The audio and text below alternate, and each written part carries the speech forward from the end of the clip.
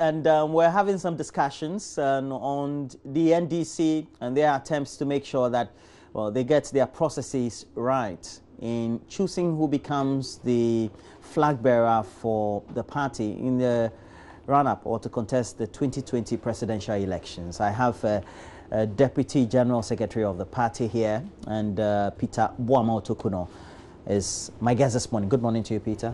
Good morning, Ro. Great. And we knew what transpired, the run-up to the picking of the forms, etc. What were some of the guidelines that you set as a party? Well, as you may be aware, NEC is the second highest decision-making body of the party, and as our constitution dictates, NEC is supposed to put in regulations. There are some regulations which would guide our work towards electing a presidential candidate.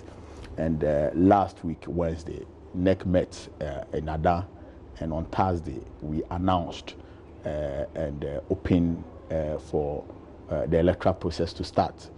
And Monday, the 3rd, and Tuesday, the 4th, was supposed to be the day for opening of nominations, so that all individuals who have expressed interest in contesting for the flag bearership position could come in and pick their nomination forms. So we did that on Monday and Tuesday, and as at the close of yesterday, 5 p.m., we had 5 nominees come in to pick their nomination forms.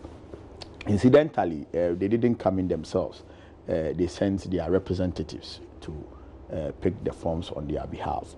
We had a team representing former President Mahama coming on Monday. Then on Tuesday around 11 a.m. we had a team led by Honorable Kenjasa, pick the form on behalf of Professor Joshua Alabi.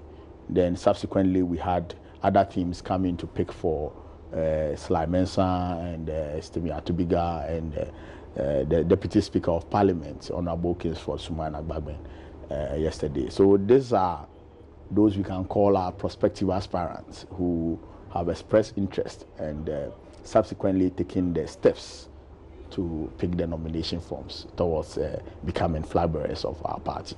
At the end of the day, we also know that some concerns had been expressed about the filing fee, as well as is it the filing fee and then the nomination forms fees, so to speak.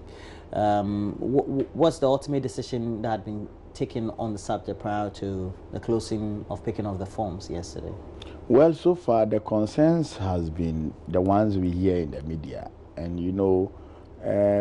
the party works on structures. Never been any formal address to you? No formal address to NEC or even FEC of the party. FEC means functional executives of the party, and NEC means national executives of the party.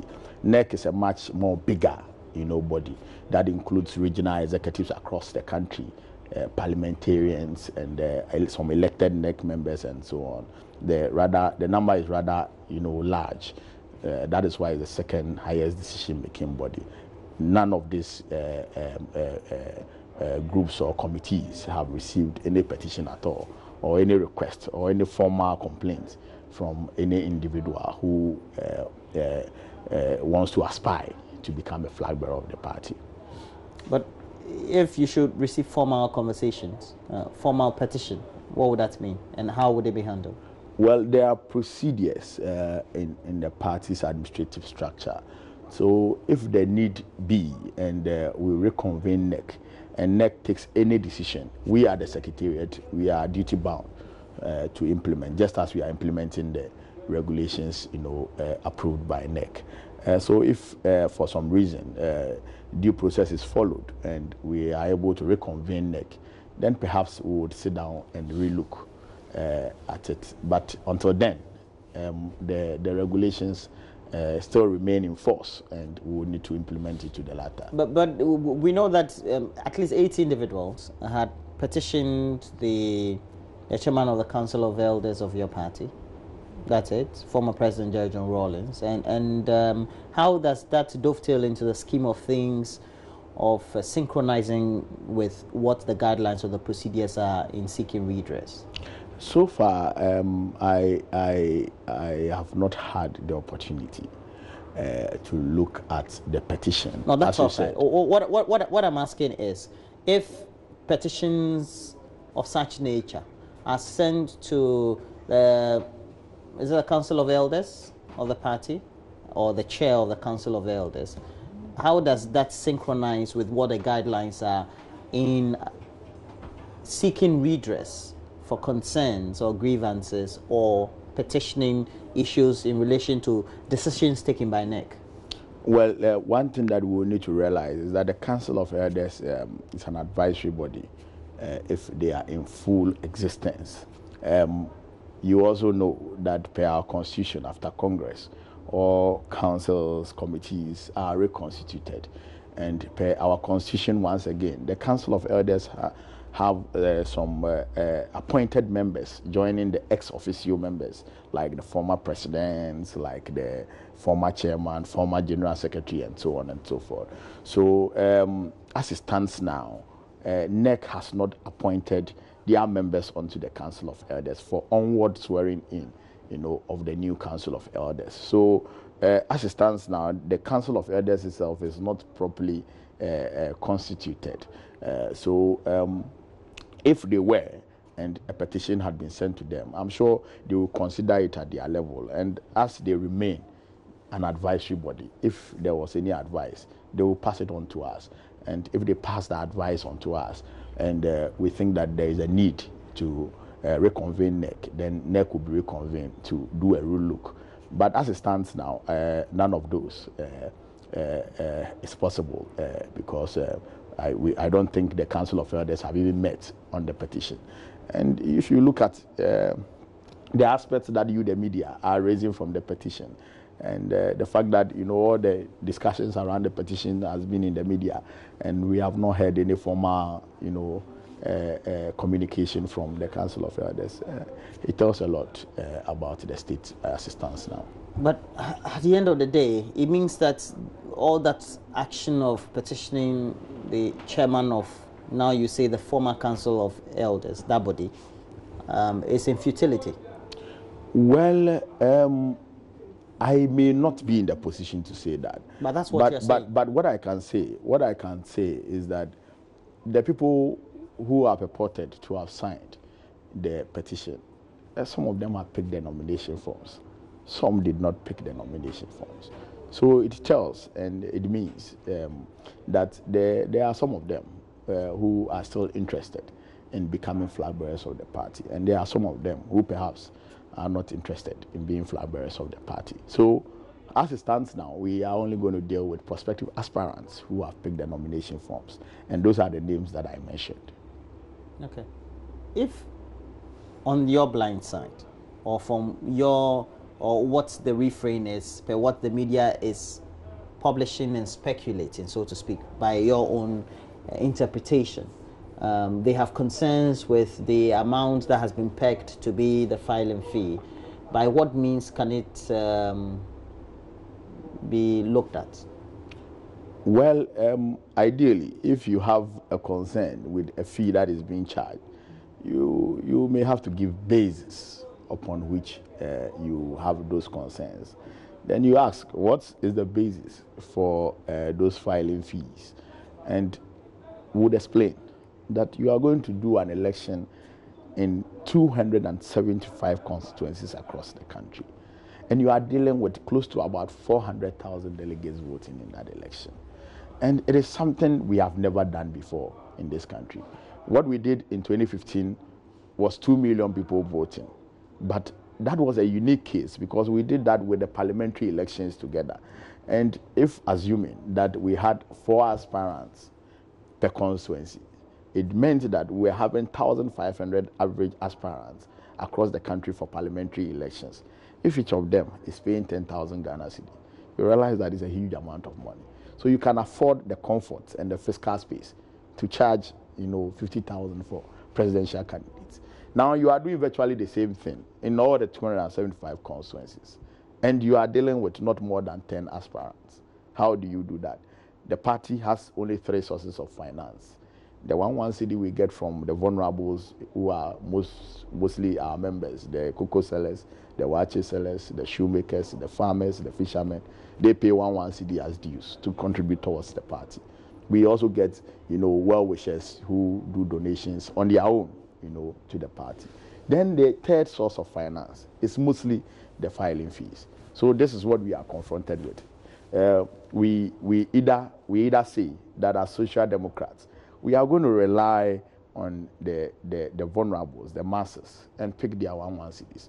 Or even say that all the branch executives who are going to vote in that election, they should transport themselves and feed themselves to the constituency capitals and come and vote for our flag bearers. Or we look at the flag bearers who are coming in, who by obvious means are a little privileged, and say that, okay, by our philosophy, social democracy, it means that we tax a little more from the higher class, the upper class in society, and use it to, support the vulnerable in society. So in that case, in line with our principle, or in line with our philosophy, let's take a little from the flag bearers, who obviously are supposed to have the capacity to mobilize and raise resources, and use that to support the vulnerable, the one cedis that are 400,000 Ghana cedis is not mean a little. No, extra. But we are talking about being a flag bearer for the biggest political party in Ghana. It's no mean a joke.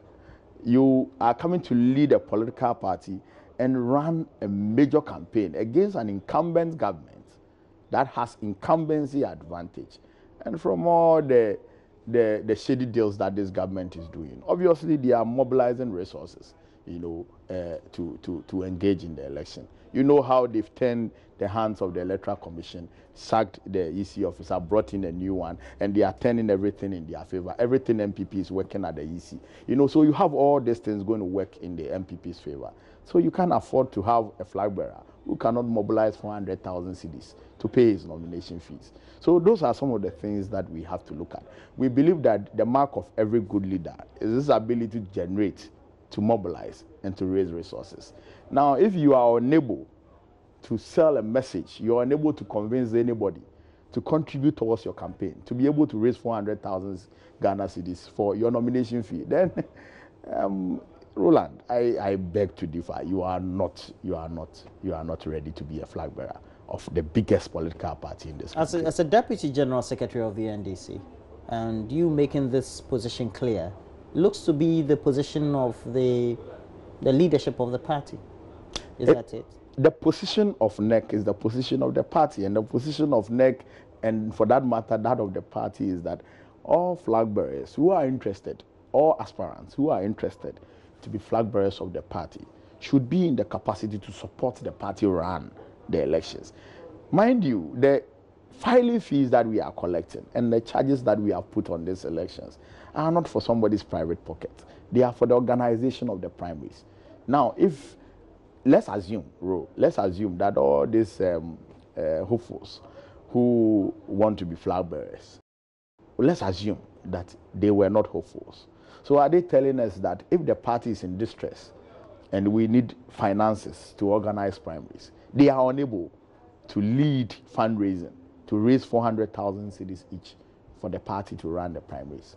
If they tell us that, then I'm sure the delegates of the party, or those who make decisions, who are the grassroots of the party, will see the kind of leaders that or the kind of leadership that they want to offer to the party. You're saying that if they are not able to raise, or looks to be posturing to be in a position where they can't raise 400,000 Ghana cedis, it means that they are not leadership materials? No, I have not. Flag bearer material. I have not said, but bro, you see, I would be very surprised that any prospective leader of a social democratic party would suggest that we offload the pressure onto the masses, the poor, the vulnerable, those who are even struggling. You see, last year, we started our new registration exercise, and people would have to pay 1 Ghana cedi to get membership cards.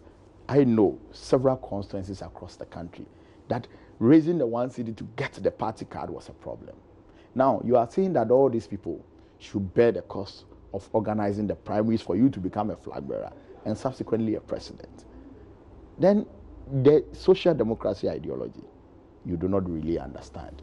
And perhaps maybe that's where the party school comes in. And maybe you will need to study the principles and the philosophy of the party more. I think that as our philosophy dictates, we shouldn't, and there is no way, and there is under no circumstance should the party offload the economic pressures of the party onto the masses, onto the vulnerable to take care of, when indeed there are little privileged people in the party who can contribute towards the elections. And you know all the people who are contesting. Some of them are former ministers, some of them are former appointees, and so on and so forth. And they, by God's grace, you know, if you look at their teams, they are moving around with, it tells you that they are a little privileged. I have done this analysis, and perhaps maybe I would have to do this analysis once again. Let's assume that in their campaign across the country, they are not paying transportation for anybody who congregates, you know, for their meetings. Let's assume that they are not sleeping in hotels. Let's assume that they are not eating. Let's assume that of all the 275 constituencies that they are going, they are spending 1,500 Ghana cedi on fuel. Multiply that by 275. You are getting close to about 430,000. But who says that they will visit every constituency before they... No, the elections is done in every single constituency and every single branch. The 30,000 branches that we have, close to 30,000 branches we have across the country, you are going to get voters from there. You have 9 voters from all the 30, almost 30,000 Maybe branches. they convert them at a venue or two in a particular region. Yes, you know, you can't do that, because then you'll be dealing with close to about 40,000 people in one region if you want to do one meeting in one region, and that cannot happen. You understand? So what you perhaps... So you have to move you have to move more than 2 or 3, 4, 5 places. Yes, you have to go to almost every single constituency. Almost. So yes, almost every single constituency, unless you are not campaigning. But if you are seriously campaigning, you go to every single constituency. So I'm saying that let's assume that you spend 1,500. That is close to 430,000. So you are able to raise that to do your tour across the country. You are unable to raise 400,000 to pay your nomination fee. That will make you a candidate, you know, upon which all those people you have met would make a decision on you. Then there's a problem there, Roland. Okay, so be it as it may, they may have difficulties. They've picked their nomination from some of them, or if not all of them, but they would want the party to perhaps take a relook at the 400,000 filing fee. What do they need to go through? What processes or guidelines before perhaps their petitions could be addressed?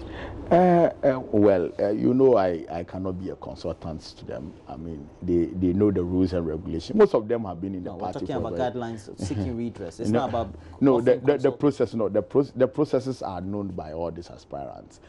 So I am just hoping that they would follow the right processes if indeed they need a redress. And if they follow the right processes, I am sure maybe the structures will respond to their processes, and maybe some reconsideration will be done. But as it stands now, the process is underway, and on the 13th and 14th, we'll be waiting for those who have picked the forms to come and file their nominations. Well, so what's the timeline? What's the schedule now? When should they submit the form? What should they be doing before the submission of the forms? In what states should the forms be by the time it gets to the party? As we indicated yesterday, the forms are in triplicates, and it has sections where you get proposers and seconders. Then you have the endorsements. The endorsements are going to be done by 2 people per constituency. So it means that you must send the form to all the constituencies across the country. So for ease of completion of the form, or to make it convenient for the aspirants, we did the forms in a detachable manner. So those who picked yesterday, I know some of the aspirants have moved already onto the field. So you can fill the forms concurrently. So you can have one form in Ashanti region and have another form in Central region, and across the country on the same day, for the filling to be done, so that you can conveniently fill it within the stipulated period. So on the 13th and 14th, we would open the secretariat and the offices to receive the forms and the prerequisites and the requirements that you are supposed to add to it. So when you come and we receive it, we'll hand it over to the vetting committee. Then the vetting committee will sit on the 17th and on the 18th of this month to pass verdict on the aspirants. So they would go through the documentation and ask them a few things, and they would either pass them or otherwise. When that is done, they will do the balloting. Then we bring out the notice of poll on 27th of December. So when the notice of poll is released, all aspirants are to come in and check their names, their pictures, and all other things, and make sure that everything is okay. Then they can go and continue their campaign ahead of the 19th January elections. Some concerns have been raised about, if you look at the timing, from the time that they do the submission, and then ultimately they have then the leeway or the clearance to go and do campaigning. And by the time that the election is held, it looks short. Yes, it is in line with this obvious, expectation. That is why 3-4 months ago, in fact, it's about 4 months ago, we announced that any interested person who wants to contest for the flagbearership position should come in. So you're saying they should have been doing some work prior to the picking of nomination forms and the submission and even ultimately clearance? Yes, so with the letter of intent. Then you can, when you bring the letter of intent was not a constitutional provision, but it was expected that when you are able to bring in the letter of intent, then the party can put in the appropriate measures on the ground for you so that you will not be encountered with, constraints here and there on your campaign trail. So those of the aspirants who were interested brought in their letters of intent, and the party structures. So you're saying inordinately or perhaps indirectly, they had been given the leeway to do some dialogue and consultations and persuasion activities with the constituents? Yes, they have been campaigning, not even persuading, they have been campaigning. They have been campaigning. So they were given the opportunity. So they shouldn't to be complaining? No. They were given the opportunity to campaign. It was upon the same announcement. That national executive aspirants were also, asked to start their campaign rounds. And I think that was in June. That was in June or July that we started our campaign. So with the time for campaign, I mean, that one is not a problem, and I don't think any aspirant can raise any issue. You sound like it is non-negotiable. Well, as it stands now, from where I sit, and from the Constitution, it is non-negotiable. But if by some means, I mean, NEC is able to reconvene and NEC reconsiders, we are just vessels of implementation. We, the Secretariat, we are just vessels of implementation. So we implement the decisions of NEC. Are you a member of NEC? Yes, I'm a member of NEC. Okay. So you're involved in the decision making? Yes, I'm involved in the decision. Then you're supposed to come and communicate that to us as well? Yes. It's like a very conflict of interest situation. No, it's not a conflict of interest at all. Anyway, that's what your party constitution stipulates. Yes, so. Yes. Well, we wish you all the best, sir. Thank you, Roland. And we've been speaking to a Deputy General Secretary of the NDC, Peter Boama Otokuno. Now it's been outlined following the submission, following the picking of the nomination forms at the cost of some 20,000 Ghana cedis. Ultimately, the individuals who have expressed their interest will then need to take those forms out to the various regions, and per what I've been told by Mr. Peter Otokuno, those individuals are supposed to make sure that they have signatories, 2 per constituency, on those forms for all the regions, and then bind them together and do the submission. And when the submission is done, that's where you pay the 400,000 Ghana cedis, right? Yes, you pay the 400,000 Ghana cedis. Okay, largely it's supposed to be used. Only. All right, Peter, thank you very much. Thank you, Rona. But we have to move on. A non-governmental organization, known in other circles as a charity, they're called CAT International, is asking government to pass a competition law. Well, it's designed to stop anti-competitive business practices by firms and unnecessary government interventions. well, it's something that's practiced in the best of the jurisdictions and in the best of the developed world. So we'll take a look at that, and we'll have some great discussions on the subject. Stay with us. We'll be right back.